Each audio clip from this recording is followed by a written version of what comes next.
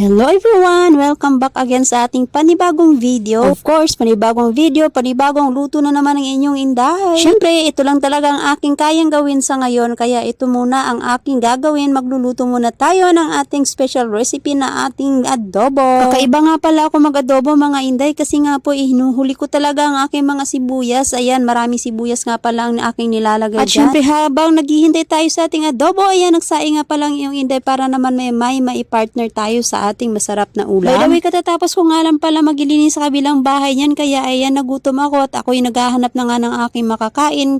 Kaya ayan, napaluto tuloy na wala sa oras si Inday. Hindi naman po kasi ako araw-araw nagluluto. Talagang nagluluto ako for 2 to 3 days at para naman hindi ako lagi nagluluto. Habang naghihintay nga pala ako dyan maluto ang aking nakasalang, ayan, nagmumuni-muni muna ang inyong Inday kasi nga ang iniisip ko yung aking pagkain na naman. At syempre, naka number 4 pa talaga ang inyong Inday, kaya ayan, for the go. Iba pala ang epekto pag gutom, ayun no, nakakalukring, ahahaha. Habang naghihintay nga pala ako sa mga nakasalang at ako'y nagmumuni-muni, sabi ko nga sa sarili ko, bilis-bilisan nyo dyan at ako'y nagugutom na. Hindi na nga ako makapaghintay, kaya ayan, hinalo-halo ko na naman yung aking nakasalang. Ay nako, kabilis-bilisan mo naman dyan kumulo, maluto at ako'y nakakain na. Pagpasensyahan nyo na pala ang aking video, ayan, kalahati na lang nakuha sa kaldero kasi hindi ko napansin na hindi pala na-shoot sa kaldero yung aking video. Ayan, naluto nga pala una ang aking kanin, kaya ayan, kumuha na nga ako ng kutsara, tinidor at sandok. Ayan, nagsandok na nga ako dyan ng kanin. Kasi nga sabi ko, palalamigin ko ang aking kanin para naman tuloy-tuloy ang aking pagkain mamaya pag naluto ng aking ulam. Abay, hindi halatang gutom si Inday na paparami ang sandok ng kanin, ay kaya ko kaya yang ubusin. Pero sa palagay ko naman, mauubos ko talaga yan. At ayan, tiningnan ko nga na nga pala ulit ang aking adobo at syempre luto na ito at ubos na nga ang kanyang tubig. Sa ulam, hindi naman po kasi ako ganun katakaw, kaya ayan, kaunti lang talaga ang kinuha ko. Kasya na nga pala sa akin ang 3 hiwa kasi hindi naman po talaga ako matakaw pagdating sa ulam. At syempre, hindi mawawala ang ating masarap